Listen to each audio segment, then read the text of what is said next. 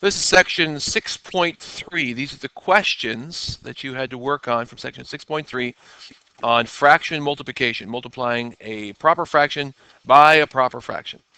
Question number 2 was the first question you had to do, and it says Brendan calculated that 3/5 times 2/5.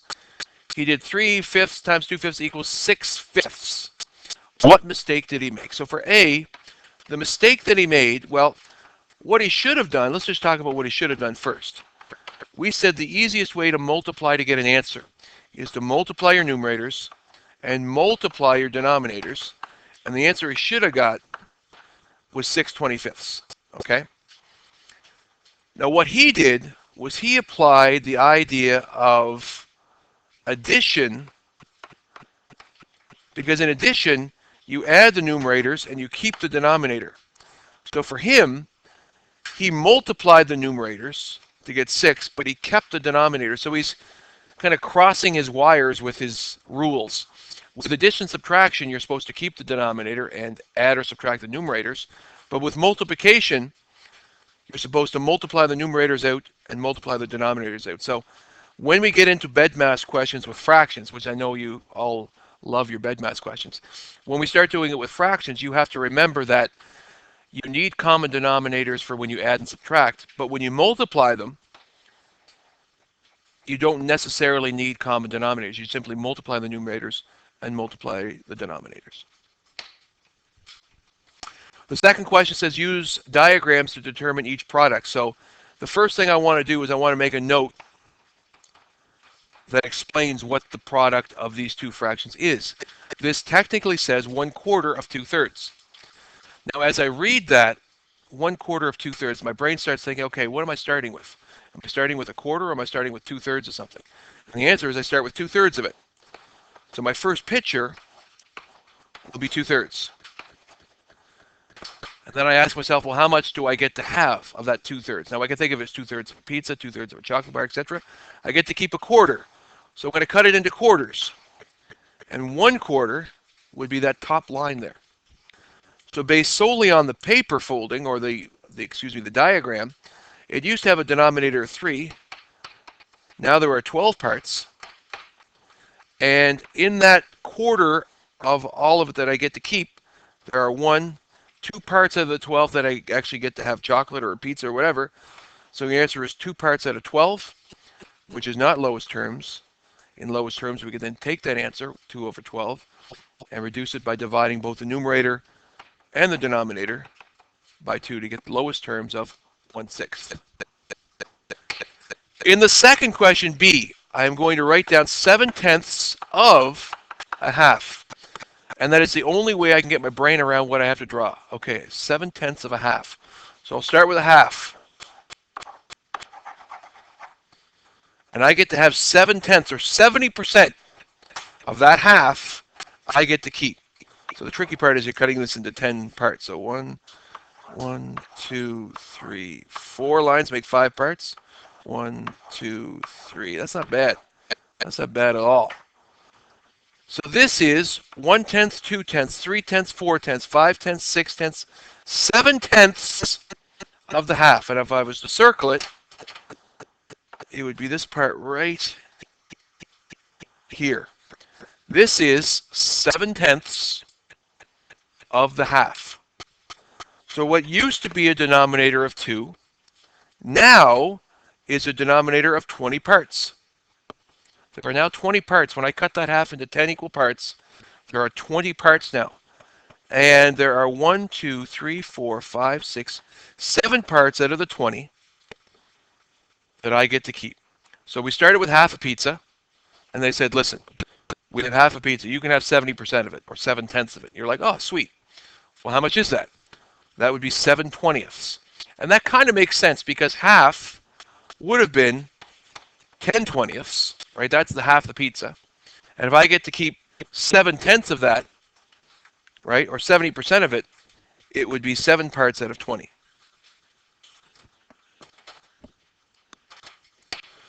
Question 5. Now we're not going to do the estimate. We're just going to calculate. So when it says that, just calculate each product, express your answer in lowest terms. So again, the easiest way for me to do this is I take my numerators and multiply them I take my denominators and multiply them. My answer will be 6/24. Now this isn't lowest terms, so in order to reduce it to lowest terms, I would have to divide it by a number that's divisible into both numerator and denominator. That would give me 3 over 12, which is still not lowest terms. I'd have to divide it by 3 again. It's going to give me 1 over 4. That's my answer. However, since we are multiplying fractions, and I just multiplied my numerators, multiplied my denominators, I could have done it a different way. And the trick we talked about this morning was that you could cross-reduce before you did your multiplication. So again, if I was to take, I'm going to just do something magical right now. Watch this. It's going to blow your minds right now. Blow your minds. If I was to take this 2, and hang on. Can I do this? If I was to take this 2 and erase it, and take this 3 and erase it, and then I would swap them and put the 2 there and the 3 there. If I swap those numerators, I still would have got the same answer of 6/24, right? But if I swap those numerators, I wouldn't multiply 2/8. I would actually reduce that to lowest terms to start.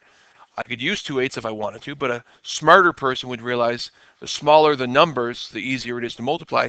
So 2 over 8 would have reduced down to 1 over 4. And 3 over 3 would have reduced to 1 over 1.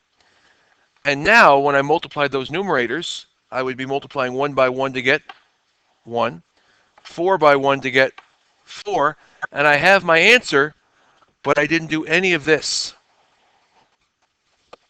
I went right from cross reduction to the answer. Okay? So to put that in perspective again, I'm not going to physically erase my numbers, but what I'm going to do is I'm going to pretend that this 3 was over this 3, and I'm going to physically write a 1 over 1 in lowest terms. I'm going to pretend the 2 was over the 8, and I'm going to physically write a 1 over 4. And then taking this, the product I'm really going to multiply is 1 times 1 over 4 times 1, which will be my final answer, which is 1/4. The second question says 3/7 times 1/6, so I'm going to multiply my numerators, multiply my denominators. I get 3 over 42. Now I know that 3 and 42 is divisible by 3. The reason why I know that is because 4 plus 2, the sum of the digits, is equal to 6. 6 is a multiple of 3, which means 42 is divisible by 3. So I'm going to reduce this to lowest terms by dividing by 3. 3 divided by 3 is 1, and 42 divided by 3 is 14.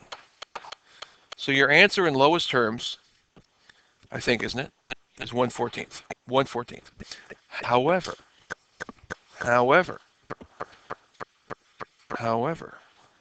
the answer is 1/14. If I was to reduce 3 over 6 cross reduction, what would 3 over 6 reduce to in lowest terms? 1 over 2. Now if I multiplied my numerators, what would I get? It'd be 1 times 1. What would my denominators be? 7 times 2. What do you get for an answer? Same answer I got the other way, right? And the last question, 3/4 times 3/4. When I look at this, if I wanted to cross reduce, could I? Can I cross reduce 3 and 4? No. Now some people say, well, hold on. He said cross reduction. Maybe I can reduce 3 over 3. Is that a cross reduction or is that a side reduction? And that's not a thing. There's no such thing as side reduction. So don't do it. There's no such thing as side reduction. Make a note of that. Side reduction is not a thing. Only cross reduction. No, it's not a thing. Underline, exclamation point. Don't do it. Put a skull and crossbones. Do one of these things. Right? A skull and crossbones. Don't side reduce. Right? That'll remind you that it doesn't work in multiplication or addition. The only thing that works is if you go diagonally, or top down works as well. But because it doesn't, I'm going to multiply my numerators and multiply my denominators, and I get a final answer in lowest terms of 9/16. Okay? Your next story problem question, and the next 5 story problem questions actually, you were asked to solve it by both interpreting it as a picture and then interpreting it as a fraction statement. So Tamara Tamar, had half apple pie in a refrigerator. So I'm going to draw the apple pie. And this fraction, half, represents the amount of pie Tamar had in her fridge. Now, of this half a pie, she ate a quarter. So I'm going to cut it into quarters. 1, 2, 3, 4 parts. And I'm going to say this is the one she ate. Right? So what fraction of a pie did Tamar eat? Well, the fraction was 2, but now it's 8. No pun intended. It's 8. Never mind. She ate this one part out of the 8 that she cut it into. So therefore, Tamar ate 1/8 of a pie. And if we think about fraction or percentages instead, she had 50% of a pie. Okay? And she ate a quarter of that. So she ate 25% of the 50%. She ate a quarter of 50%. A quarter is decimal 25.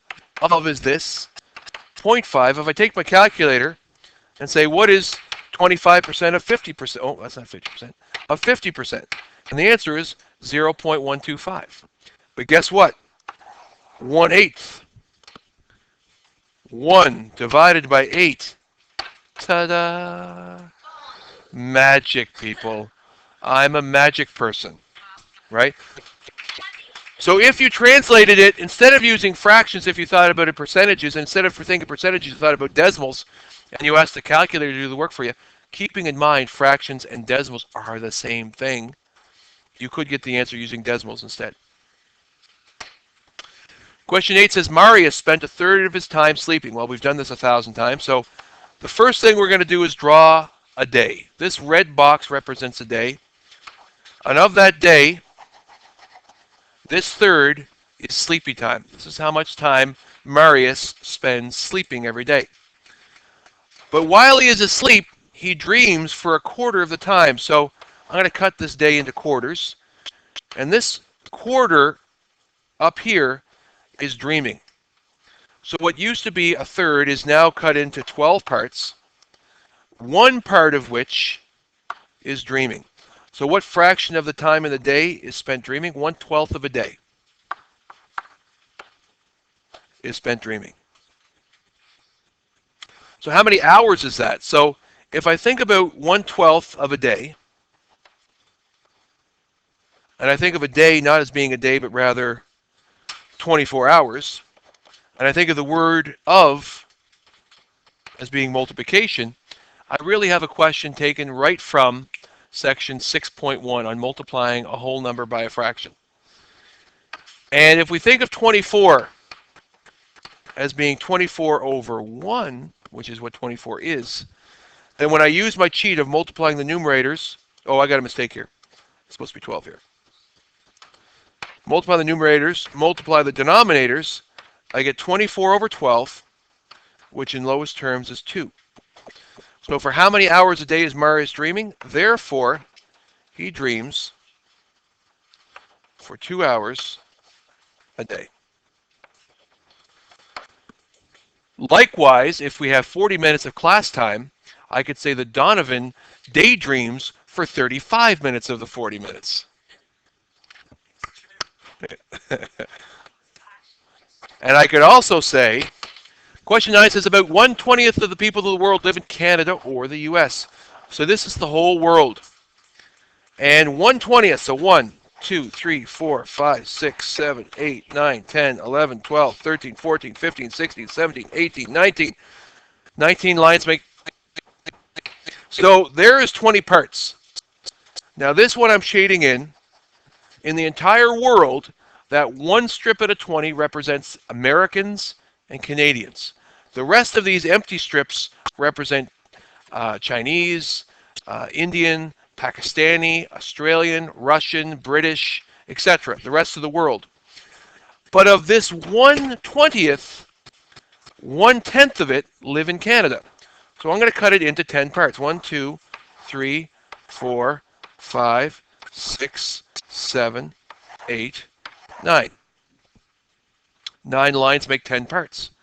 Now, people were complaining they had to draw 200 little squares. That didn't take me very long. So Of this here that represented Canada and the US, 1 part out of those 10 parts is Canada. So this is Canadians. So of the entire world, what fraction of the world is Canadian? Therefore, the answer is 1 out of 200 parts is Canadian. Now, I asked another question to a certain person, to Brex. I said, what percent would that be? No, I asked it, yeah, sorry. And the answer, if I think of percents as being out of 100, the answer is 0.5% of the world is Canadian, or roughly 0.5% is Canadian, approximately. Or 99.5% of the world's population is not Canadian, is another way to interpret it. Question number 10, at the age of 4, the average person is 3/5 as tall as they are as an adult. So here is adult height. It's represented by a rectangle. When they are 4, this represents the amount or the height they are when they're age 4. They're 3/5 of their adult height. But when they are born, they are half of the height they are when they're 4.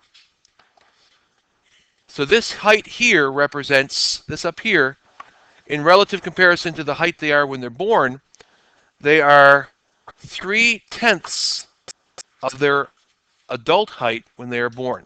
So if you think about that, a baby born, whatever size a baby is, you are 30% the height you will be when you're an adult.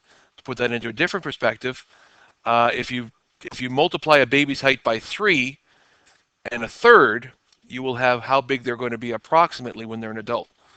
So if you cut me into 3 equal parts and take a third of that third part off, that's how big I was a baby. That's a big baby. I was a big baby. So therefore, a baby is 3/10 of their adult height. Or, to change that fraction to percentage, a baby is 30%, approximately, their adult height. Now for the next question, question 11 says, when the Summer Olympics and Paralympic Games were held in Athens, Paralympic athletes won 6/7 of Canada's total medals. So I'm going to press pause for a second here. Shrink that down so we can see it. So I'm going to put down a rectangle, and this rectangle is going to represent all of the medals that Canada won at the Olympics. Now of these medals, 6/7, 1, 2, 3, 4, 5. That's not very good, but 1, 2, 3, 4, 5. 5 out of 7 parts were the medals that the 6 out of 7, not 5 out of 7, 6 out of 7. So those are 6 out of 7. All of those, of all the medals that were won, that 6/7 was the medals won by the Paralympic athletes. Now, of those medals that the Paralympic athletes won, 7/8 of them were gold. So what I'm going to do, 7/18, excuse me. Got to cut this in 18 parts. So 1, 2, 3, 4, 5, 6, 7, 8, 9, 10, 11, 12, 13, 14, 15, 16, 17. Whew, that's the worst ever, 18. I think there's 18 parts there. So 1, 2, 3, 4, 5, 6, 7. So 7/18 for that. Oh my God, now how are we going to do this? Well, there's 1, 2, 3, 4, 5, 6. There's 6 parts times 7, which is 42 out of, how many are all here all together? Well, that would be 17 times 8. That would be 70 and 56. That would be 136 medals. So 42 out of a fraction of 136 were gold medals. Now what is this in lowest terms? We divide both by 2. We would get 21 over 65, 68. I got 68, 120, 136, yep. And I believe that is lowest term. So what fraction? It would be 21 out of 68 was the fraction of medals that were gold. Now if I took this and did it a different way, instead of drawing the picture, which was very complicated and cumbersome, if I simply said 7/18 of the 6/7 were gold medals won by Paralympics. I would then multiply my numerators to get 42, multiply my denominator to get, I better use a calculator here, because I might have made a mistake. 18 times 7 equals 126. I did make a mistake. Oopsie daisy. Okay, ignore that last one because that's wrong. It's 126, not 136. So then 42 out of 126, if I reduce it to lowest terms, is 21 over, that'd be 63. But that's not lowest terms because I can divide both by 21. And I would go 1 over 3. Oh, that's a lot different than the last answer. So what fraction of Canada's total medals were gold medals won by Paralympic athletes? Therefore, 1/3 of all medals were gold Paralympic.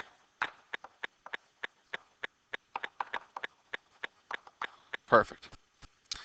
And it says Canada won a total of 84 medals. So if we think of that box again, that big box that I drew, all of those medals are 84 medals in total. So really, we're looking for 1/3 of the 84 medals were gold Paralympic athlete medals. So keep my 1/3 as this, change my of to this, and change 84 to a fraction over 1. Now, if you want, you can simply multiply your numerators and multiply your denominators to get 84 over 3, which if I take my calculator, I think is divisible by 3, because 8 plus 4 is 12. But what is 84 divided by 3? It is 28. So both can be divided by 3 to give you an answer of 28 over 1, or simply 28. So therefore, Canada's Olympians won 28 gold medals. Okay, that would be the answer. Now, conversely, I could have cross-reduced to start. 84 over 3 is 28 over 1. And when I multiplied it out, I still would have ended up with my answer of 28. So therefore, the Paralympics won 28 gold medals. Questions 15 says copy and complete these fractions in lowest terms. So the first one's really easy. 5 times 1 is 5, and 8 times 2 is 16, so the answer is 5/8. The next ones don't get so easy. So I know that it's something times 3 here. But the 1/3 is representing lowest terms. So I have to think to myself, oh my God, what did I do here to get 3? So the first thing I want to think about is I know that this has to be a fraction. Whatever my first answer is, it has to be a fraction that reduces the lowest terms to be 1/3. So what fractions can reduce to lowest terms to be 1/3? Well, we could have 2/6, we could have 3/9, we could have 4/12. All of those numbers would reduce down to, in lowest terms, to be 1/3. So what if I started with a 7 here? And I was to cross these out, because cross reduction would mean that would be a 1 over 1. So if I started with a 7 there, then I would know my denominator would have to be a number that when it cross reduces becomes 1/3. And the answer for that is 9. So if I start with that, watch what happens when I cross reduce. 7 over 7 would reduce down to 1 over 1. 3 over 9 would reduce down to 1 over 3. And when I multiply that out, I end up with the final answer of 1/3. So the answer is, the missing fraction is 7/9. Now I know that's a tricky one and a tricky way to do it, but you probably could have also tried trial and error to get that as well. So for the second one, I know my final answer is going to be a half, and just like the first one, I know that I'm going to have to probably have a fraction that first becomes not lowest terms, and it finally becomes lowest terms.